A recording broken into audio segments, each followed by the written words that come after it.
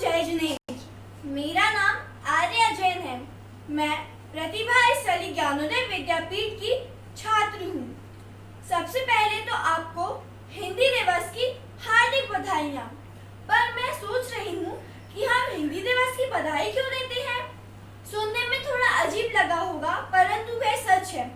ना तो हम हिंदी बोलते हैं, ना तो हम हिंदी में हस्ताक्षर करना पसंद करते हैं और ना ही हिंदी विद्यालय में पढ़ना पसंद करते हैं। आज मैं आपको बताऊंगी कि हमारी युवा पीढ़ी किस तरीके से अंग्रेजी के भ्रम जाल में फंसी हुई है। वह सिर्फ अंग्रेजी बोलना पसंद करती है और हमारी मातृभाषा का अपमान कर रही है। आपको पता है, जब हमारे प्रधानमंत्री दूसरे देश में जाते हैं तो वह अपनी मातृभाषा में बोलते हैं। जब दूसरे प्रधानमंत्री हमारे देश आते हैं तब भी वह अपनी मातृभाषा में बोलते हैं। परंतु जब हमारे यहाँ के विद्यार्थी या फिर लोग किसी और देश में जाते हैं तो वह उनकी देश की भाषा में बोलना पसंद करते हैं। क्यों आखिरकार?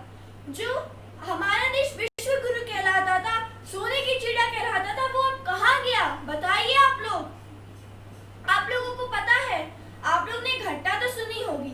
जब हमारे गांधी जी विदेश गए तो विदेशियों ने उनसे हेलो कहा, परंतु गांधी जी ने उन्हें नमस्ते कहा। जब विदेशियों ने उन्हें हेलो कहा जब विदेशियों ने उन्हें नमस्ते कहा तो गांधी जी ने क्या कहा पता है आप लोग को? उन्होंने कहा हेलो। इससे आपको यह समझ में आया कि जब कोई और हमारी भाषा का सम्मान करता है तो हमें भी उनकी भाषा का सम्मान करना चाहिए। परंतु जब कोई हमारे देश की भाषा का अपमान करता है तो हमें उनकी भाषा का अपमान तो नहीं करना चाहिए, परंतु उसमें बोलना ही नहीं चाहिए। आजकल के विद्यार्थियों को अंग्रेजी विद्यालय में पढ़ना पसंद है। आपको पता है, जब एक छोटा बच्चा बोलना शुरू करता है तब उसका पहला अक्षर माँ होता है। माँ हिंदी का है या अंग्रेजी का? हिंदी का है ना। वो मॉम डैड तो नहीं बोलता ना। जब आपकी पहला अक्षर आप जो बोलते हैं वह हिंदी में है तो आप अंग्रेजी में क्यों जाते हैं? आप लोगों को मैं जागरूक कर रही हूँ कि आप लोग हिंदी में हस्ताक्षर करें, हिंदी में बोलें। और आप सभी का भी तो कर्तव्य है ना कि हम अपने सारे भारतवासियों को जागरूक करें कि हमें हिंदी में ही बोलना चाहिए। आप लोग कहते हैं मेरा भारत महान, और भारत महान कैसे है? जब वह खुद की मातृभाषा ही नहीं बोलता तब वह महान कैसे है? आप लोग कहते हैं हमें आचार्य जी के सपनों को पूरा करना है, भारत को स्वर्णिम भारत बनाना है। कैसे बनेगा स्वर्णिम भारत? जब आप उसकी भाषा ही नहीं बोलते तो स्वर्णिम भारत कैसे बनेगा? क्या आप मेरे विचारों से सहमत हैं? हम आर्या दीदी के विचार से सहमत हैं।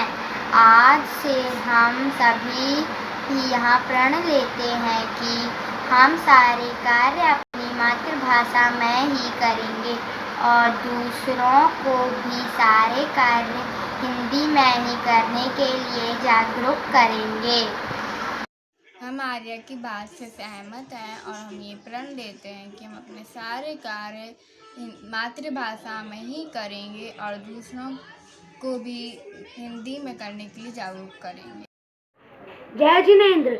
हम आर्या की बात से सहमत हैं और हम आज सब ये प्रण लेते हैं कि हम अपने सारे कार्य अपनी मातृभाषा हिंदी में ही करेंगे और दूसरों को भी उनके सारे कार्य अपनी मातृभाषा हिंदी में ही करने के लिए जागरूक करेंगे।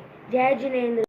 जय जिनेन्द्र। हम सभी आर्या दीदी की बातों से बिल्कुल सहमत हैं और आज से हम यह प्रण लेते हैं कि हम अपने सारे कार्य हिंदी हमारी मातृभाषा में ही करेंगे और दूसरे लोगों को भी इसमें जागरूक करेंगे।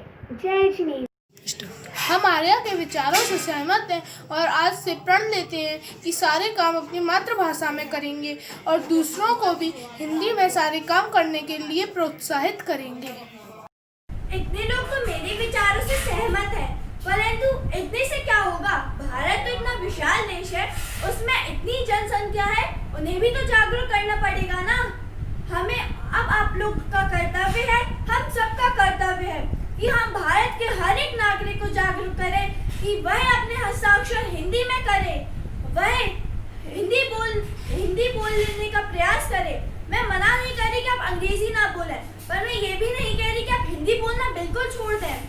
आप अंग्रेजी बोलें, लेकिन ज्यादा से ज्यादा हिंदी बोलने का प्रयास करें। इसी से